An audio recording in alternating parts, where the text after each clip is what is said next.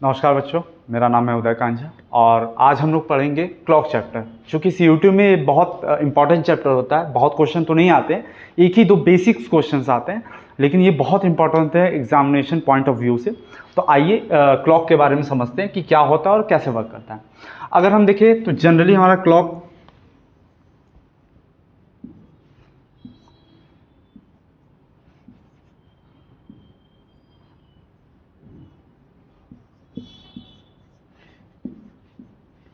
अगर हम देखें तो क्लॉक हमारा कुछ इस तरीके से रिप्रेजेंट होता है। इसमें दो हैंड्स होते हैं। वैसे इनफॉर्मल तो देखिए नेचुरली 3 हैंड्स होते हैं, minute, our and second hand. But जब हम क्वेश्चन करते हैं तो इसमें बेसिकली हम 2 हैंड को काउंट करते हैं, एक मिनट हैंड को और एक आवर हैंड को। ठीक है, और बात करें आगे तो इसमें देयर आर 12 गैप्स, 12 गैप्स होते हैं बेटा। हर गैप 330 डिग्री का होता है। इट मीन्स 12 गैप्स पर गैप 30 डिग्री का होता है। इट मीन्स अगर बात करें हम 12 गैप्स की तो ये 360 गैप डिग्री का हो जाएगा। अब बात करते हैं कि मिनट हैंड और आवर हैंड वर्क कैसे करता है। अगर हम बात करें मिनट हैंड की,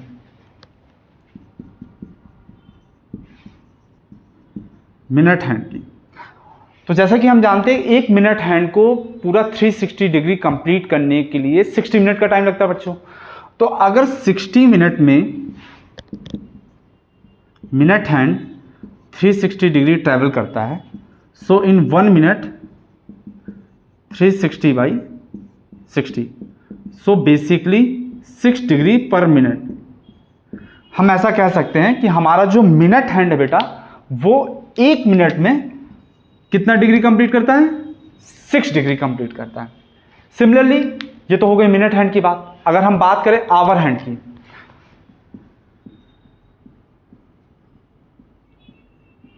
तो जैसा कि हमें पता है कि हमारा आवर हैंड जो है 360 डिग्री कंप्लीट करने में 12 आवर का टाइम लेता है। तो अगर 12 आवर का टाइम लेगा 360 डिग्री कंप्लीट करने में, सो इन 1 आवर ये कंप्लीट करेगा 360 बाई 12 यानी कि 30 डिग्री।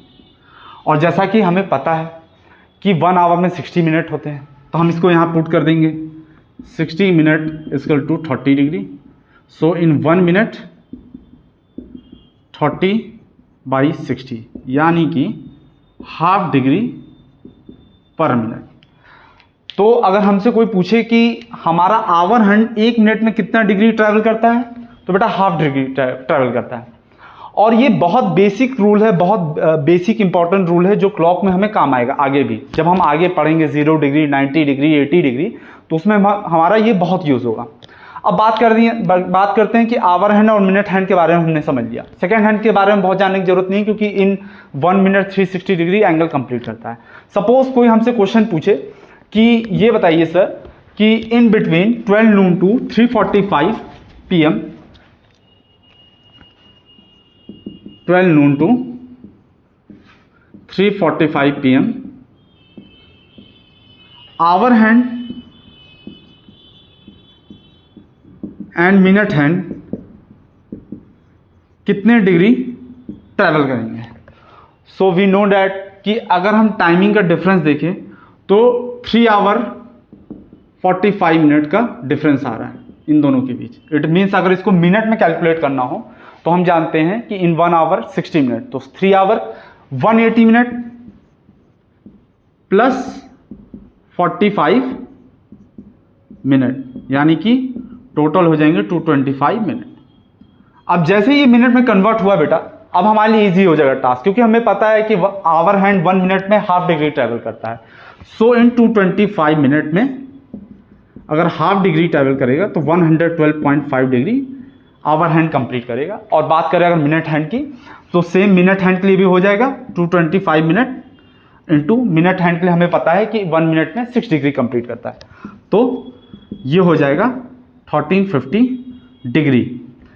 तो इस तरीके से ये बेसिक क्वेश्चंस हैं जो हमारे एग्जाम में आते हैं और इनको हमें सॉल्व करना होता है। अब बात करते हैं टाइप 2 की। ये तो हो गया बेसिक टाइप, जिसमें कि हम आवर हैंड और मिनट हैंड की मूविंग डिग्री को कैलकुलेट करते हैं। अगर हम बात करें, कभी कभी हमसे क्वेश्चन दे देगा what is the angle between the both hands eight 7:30, मतलब पूछ देगा कि 7:30 बजे इन दो हैंड के बीच एंगल कितना बनेगा। बेसिकली ये दो हैंड का मतलब होता है hour hand and minute hand, इससे ज़्यादा ये सेकेंड हैंड पे जाता नहीं। तो अगर हम बात करें कि इन 7:30 बोथ हैंड के बीच एंगल कितना होगा, तो उसके लिए एक फॉर्मूला है, angle plus minus 11/2 m minus 30 h. It means m for minute and h for hour.